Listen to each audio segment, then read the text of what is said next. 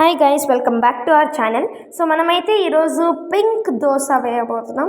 Are చెప్పాలంటే beetroot dosa అనమాట. ఇది చిన్నపిల్లలకి, మెయిన్లీ గర్ల్స్కి ఎవరైతే పింక్ కలర్ ఇష్టమో వాళ్ళకి ఈ దోశ చాలా బాగా నచ్చుతుంది. పిల్లలకి చాలా ఫన్గా ఉంటుంది కూడా. ఇదైతే నేనేం కలర్స్ యాడ్ చేయడం లేదండి. బీట్రూట్ని ముక్కలుగా కట్ చేసుకొని దాన్ని అయితే మిక్సీలో పేస్ట్గా చేసుకొని దాన్ని నేను దోశ పిండి ఉంటుంది కదండి, దానిలో కొద్దిగా మిక్స్ చేసి ఆ బీట్రూట్ పేస్ట్ని దీనికైతే నేను పింక్ కలర్ తెస్తున్నాను. నేనైతే ఎలాంటి ఫుడ్ కలర్స్ యూస్ చేయడం లేదు. ప్లస్ బీట్రూట్ యాడ్ చేయడం వల్ల దీనికి ఒక హెల్తీ టచ్ వస్తుంది. సో నేనైతే అంత కలుపుకున్నాను. పిండి కొద్దిగా లూజ్గా ఉంది, సో అందుకే వాటర్ కలిపాను. సో వాటర్ అయితే కలిపేసుకొని మనమైతే దోశ వేసుకోవడానికి రెడీగా ఉంటుంది.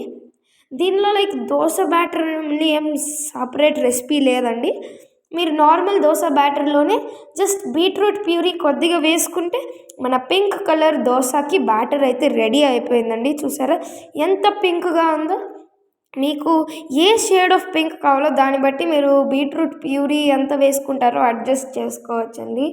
సో చూడండి, ఇలా పింక్ కలర్ దోశ వేసిస్తే మీ పిల్లలకి చాలా బాగా నచ్చుతుంది. బార్బీస్ నచ్చే పిల్లలకైతే ఇంకా బాగా నచ్చుతుంది పింక్ కలర్. సో చూడండి, సో దోశ అయితే వేసుకున్నాము. కొద్దిగా ఆయిల్ వేసుకొని ఫ్లిప్ చేసుకోవాలి. సో దోశ అయితే చూడండి ఎంత బాగుందో పింక్ కలర్ అయితే.